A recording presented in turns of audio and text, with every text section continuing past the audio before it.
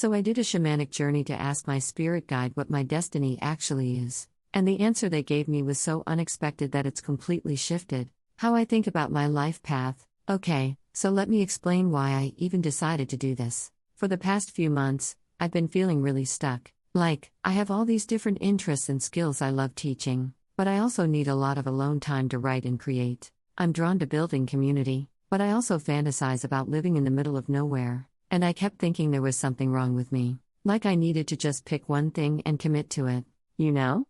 That's what we're taught: find your calling, choose a career path, become known for one specific thing. But every time I tried to narrow myself down, I felt suffocated. I had this recurring dream where I was standing at a literal crossroads in a forest, and there was this figure just standing there, watching me. It happened 3 nights in a row, and I woke up each time feeling like someone was trying to tell me something. So I decided to do a shamanic journey, which is basically a meditative practice, where you go into a trance state to meet spiritual guides, or access deeper parts of your consciousness. I've done it before, but this time I wanted to ask something specific. What is my actual destiny?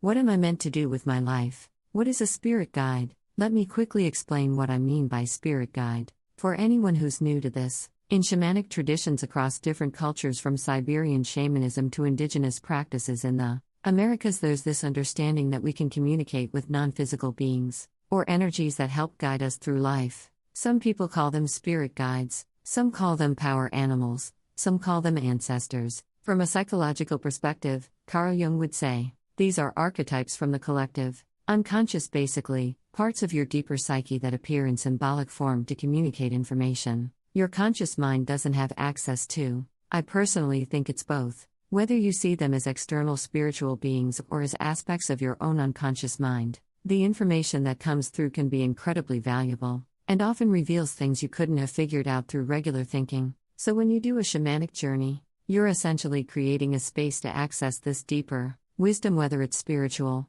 psychological, or some combination of both. The journey process: here's what I actually did. I set aside about an hour when I wouldn't be interrupted. I dimmed the lights, got comfortable lying down, and put on a shamanic drumming track. It's just a steady, repetitive beat that helps shift your brainwave state into a theta rhythm, which is where you can access these deeper states of consciousness.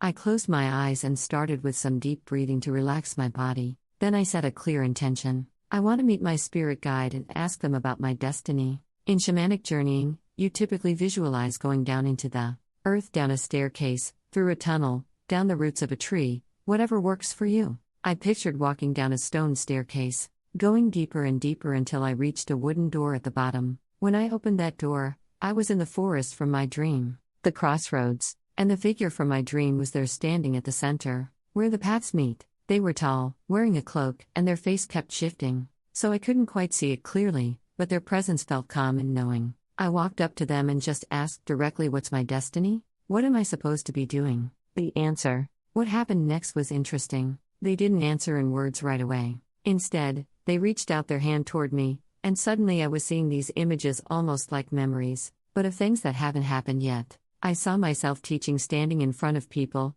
sharing ideas, but it was really alive and spontaneous, not scripted. Then that image dissolved and I saw myself alone in a quiet place, writing by candlelight, completely at peace in solitude. Then another image, me in a city, working with other people, building something physical like a space or a project, laughing, collaborating. And I remember feeling confused, like, okay, but which one is it?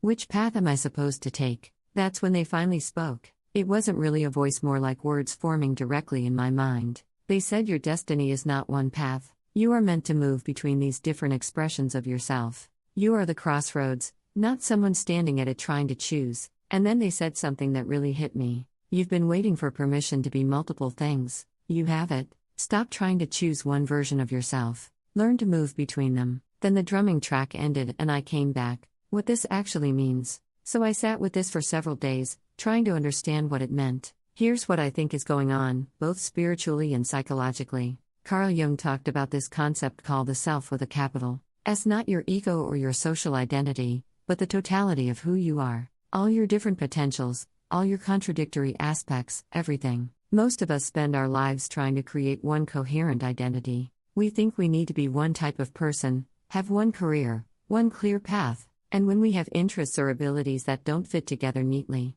we feel fragmented or unfocused. But what if that's actually a misunderstanding of how human beings work? What if some people, maybe many people, aren't meant to have one linear path? What if our destiny is actually to learn how to integrate and move between different modes of being? The spirit guide was basically telling me that I'm not broken for wanting to be a teacher and a hermit and a community builder. Those aren't competing destinies, they're different expressions of the same person at different times. The key word they used was dance, not choose but dance, which implies movement, flow, responding to what's needed in each moment rather than locking yourself into one rigid identity. Personal reflection. This has genuinely changed how I'm thinking about my life. I've spent so much energy trying to figure out the answer: what's my purpose? What's my calling? What should I dedicate my life to? And that question itself might be flawed. Maybe the question isn't what should I be, but how can I move fluidly between all the things I am? I don't have to choose between solitude and community. I don't have to choose between teaching and creating.